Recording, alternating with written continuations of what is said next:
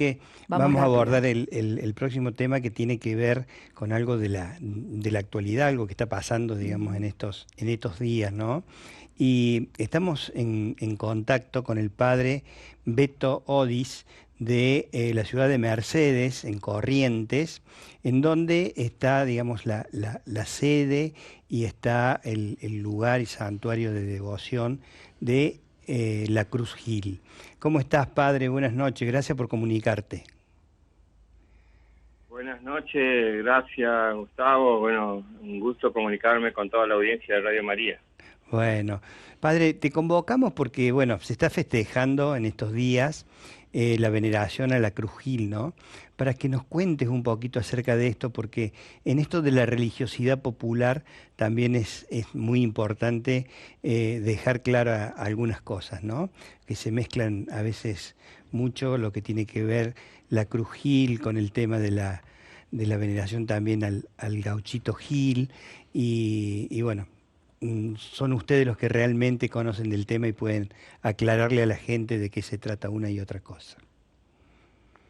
Claro, sí, es difícil a veces discernir y explicar todo. Claro, La devoción a Antonio Gil tiene muchos que lo afectan, y muchos que lo rechazan, ¿no? claro, Nosotros tenemos trabajo, la herencia acá del padre Julián Cini, que muchos conocerán, que él fue el que más también investigó sobre esta fe popular, sobre lo que se decía de Antonio Gil, que hay mucho de leyenda o de sagas, y porque no hay datos históricos, pero el padre Julián trató de recoger justamente cuál era la versión oral que estaba en el pueblo, en la gente, que la gente recordaba de Antonio Gil, ¿no? Fue un gaucho que no quiso pelear en la guerra del Paraguay allá por los 1870, pero la devoción se hizo, se propagó después de los 80, en el siglo pasado, ¿no? sí, sí, Este,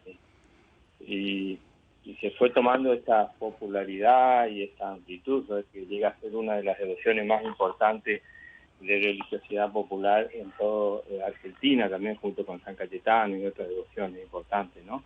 así Importante es es, descubrir si es fe del pueblo, fue católica o no, ¿no? El que cree que no es fe católica porque está en la muerte, porque hay otras cosas ahí no muy claras, entonces no va a tener otra apreciación, ¿no? sí, Padre sí, Julián dice honda expresión correntina de nuestra fe popular, y eso es lo que sentimos todos, es la fe del pueblo, que siempre la fe popular se da un poco mezclado con otras cosas.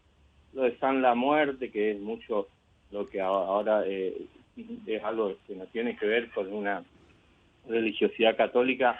Hay muchos San la Muerte, había un San la Muerte que viene más del culto guaranítico y de los jesuitas, de la enseñanza de los jesuitas.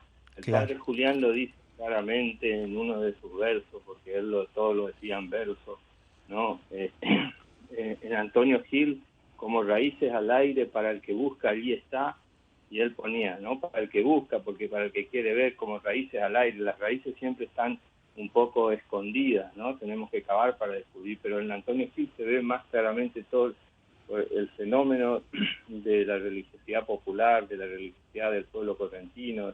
Los obispos sacaron también un documento sobre la religiosidad en todo el NEA, en sí, todo el sí, noroeste argentino. Entonces ahí está en Antonio Gil, está la religión guaraní, que es muy fuerte, la forma de celebrar los guaraníes, que era con baile, con comida, con canto, con música. La religión guaraní, la enseñanza misional, que era de los jesuitas y los franciscanos, y también está la tradición campesina, por eso está lo del gaucho, lo del caballo, la y forma de ser del correntino, y cuarto lo pone el consumismo actual, ¿no? sí, Y después él también dice que nos queda un poco el catecismo, que la fe en Corrientes, en todo el NEA, se conservó después de la expulsión de los jesuitas, casi 400 años, se conservó con la gente, con su religiosidad, con el culto a los santos, a la Virgen, y así es la fe que vemos que se expresa en Antonio Gil como en otras expresiones. En Antonio Gil es una forma un poco más complicada porque está la religiosidad del pobre, que siempre es también, que tiene todas sus miserias, sus vicios, sus heridas, Bueno, ¿no? pero es importante que la iglesia en este sentido, digamos, hace una, Un un acompañamiento. acompañamiento y un discernimiento en cuanto a esto, ¿no? Pero la duda, padre, es con respecto a esto de digo, Antonio Gil y la Cruz Gil, porque la gente no entiende, digamos, la diferencia, ¿no? Que en realidad no es una cosa, son distintos, pero Mm. hablemos un poquito de la Cruz Gil. Claro, acá en Corrientes, yo soy mercedeño, desde chico nosotros escuchábamos siempre, cuando yo conocí de chico ese lugar, no era un 4x4, así donde había bandera, una cosa muy pequeña, una cruz, la gente peregrinaba, siempre dijimos la Cruz Gil, ¿no? Es una traducción incluso en guaraní, la Curuzú Gil también se dice, ¿no? Pues, Sí, en guaraní.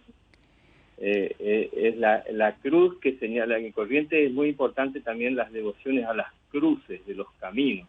Está la bien, cruz de Apairano, la cruz de Francisco López, donde muere un inocente, como fue el caso de María Soledad Morales, ¿no? La gente también ahí en este lugar donde encontraron el cuerpo, la hacían como un lugar de devoción, como es de Gilda y otros lugares donde muere un inocente de forma violenta y de cruenta, así, injusta.